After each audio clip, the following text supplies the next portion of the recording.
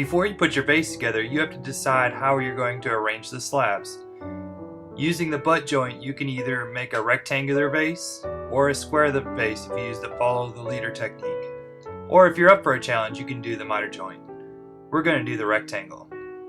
You need water, something sharp, paintbrush, and of course, your slabs.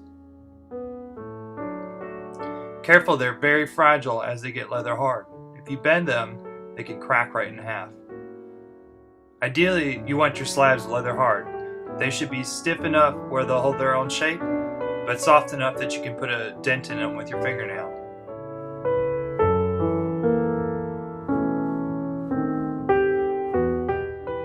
First thing you need to do is trace your slab. Then of course you have to scratch it and add water. Make sure when you're scratching that you're scratching enough. If you don't scratch enough, your slabs won't stick together. Scratch too much and you'll damage your slabs, so be careful. You want to keep on scratching and adding water, scratching and adding water. Do it at least 3 times.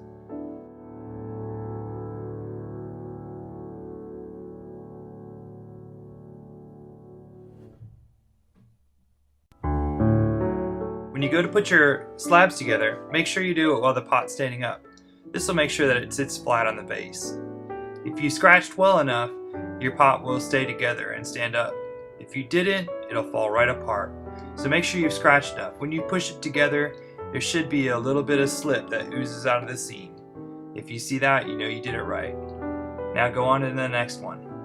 Trace it and keep on going until the whole pot's put together.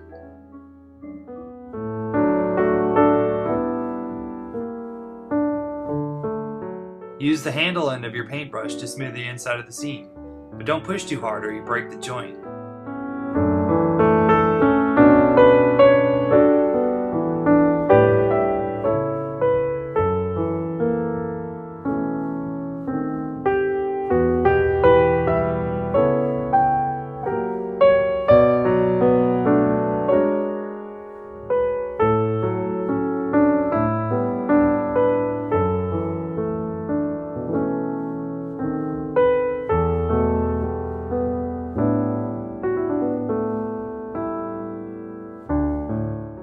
Adding the bottom is a lot like putting together the sides.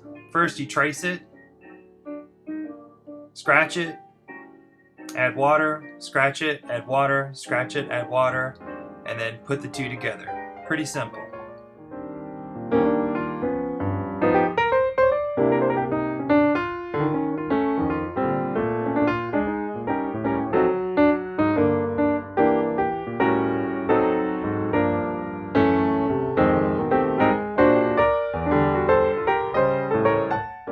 Give the pot a gentle wiggle to make sure that the seam is pushed together.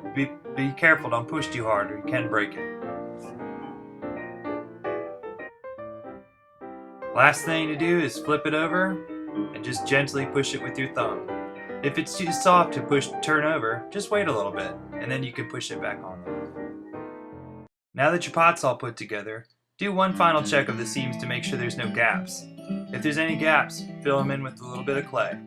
And don't worry about the messy edges and all that stuff. We'll finish it up next class. Just wrap it with plastic and it'll dry out a little bit and it'll be easier to work with next time. See you then.